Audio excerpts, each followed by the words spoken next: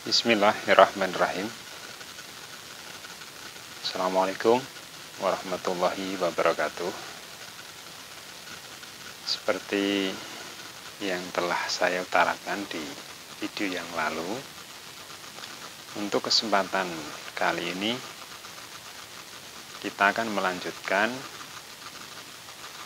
bagaimana kita belajar mengenal huruf hijaiyah yang mesti kita ingat dan kita kembali membuka penalaran, pemikiran, pemahaman kita yang mungkin sudah terlalu lama kita disibukkan oleh kegiatan sehari-hari yang menyita waktu pikiran kita. Sebab dari itu saya mengajak, marilah kita terus belajar dan jangan pernah berpuas diri. Dalam video yang lalu kita telah membuka dua huruf hijaiyah, yaitu alif dan juga ba. Sekedar mengingatkan bahwasanya siapapun yang mau mengambil sebuah pelajaran dari inti kitab Quran, insya Allah akan dimudahkan dalam memahami isi kandungan kitab suci Al-Quran tersebut. Sebagaimana firman Allah yang telah tertulis di dalam kitab Al-Quran, yaitu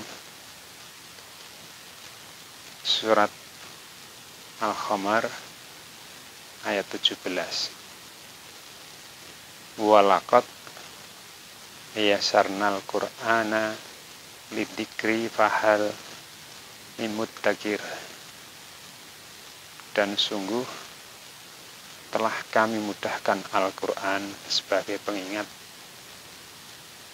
maka adakah orang yang mau mengambil pelajaran?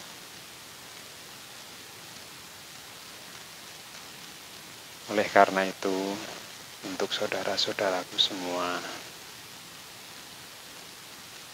walaupun di sini saya bukanlah kapasitas saya sebagai ustadz ataupun sebagai kiai ataupun tokoh masyarakat yang paham betul tentang agama, namun tujuan saya hanyalah satu: mari belajar bersama dan jangan pernah malu, jangan pernah malas, walaupun kita sudah berumur. Tidak usah panjang, tidak usah lebar, sekedar untuk motivasi saja. Bila mana kita belajar Al-Quran dan bisa membaca dengan benar hingga sampai khatam Quran, walaupun hanya satu kali, ada sebuah keterangan bahwasanya di dalam Al-Quran jumlah huruf hijaiyah yang ditulis sebanyak 1.027.000.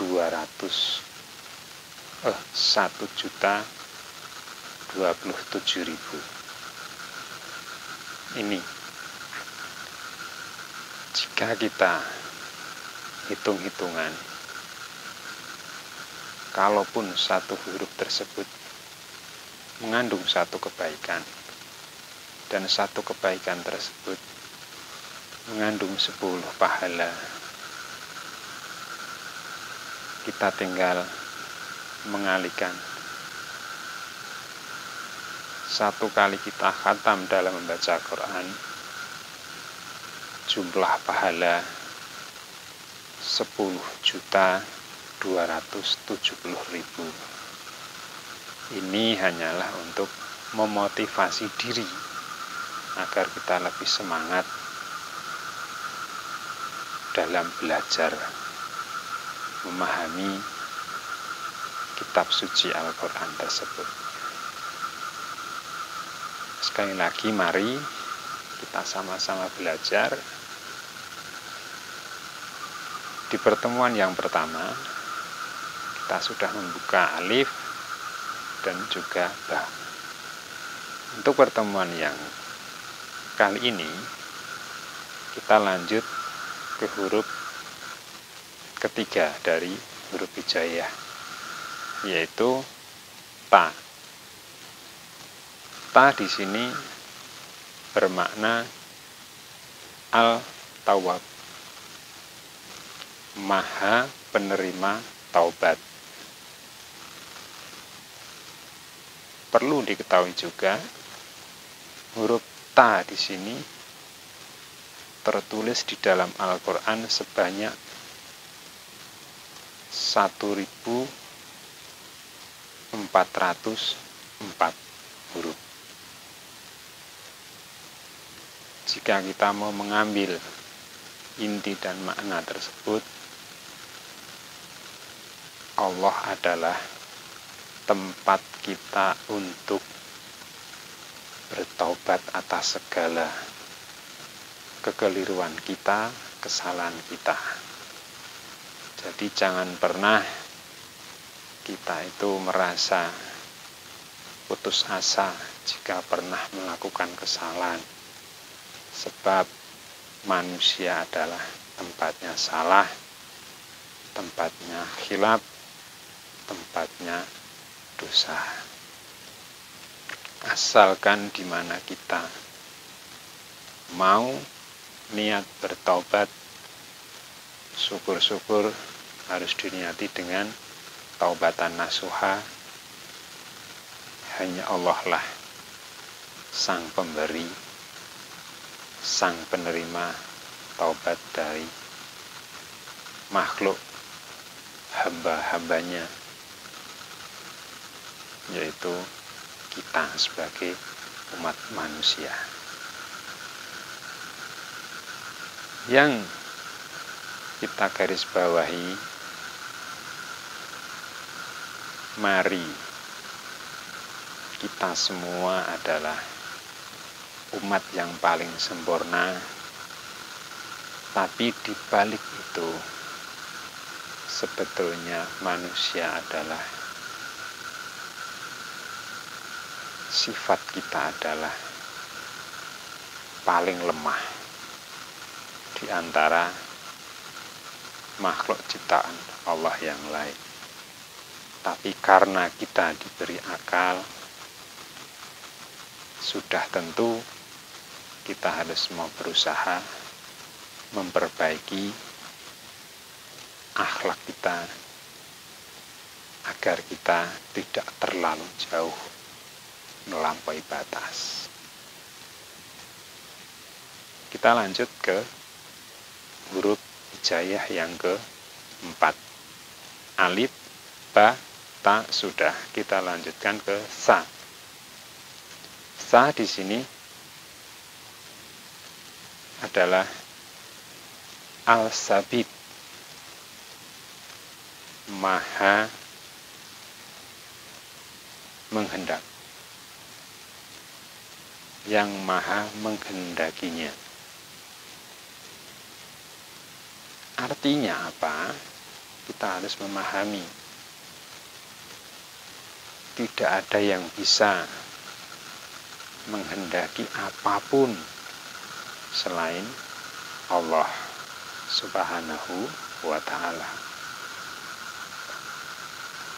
Sedangkan huruf sa di sini tertulis di dalam Al-Quran itu 10 10.480.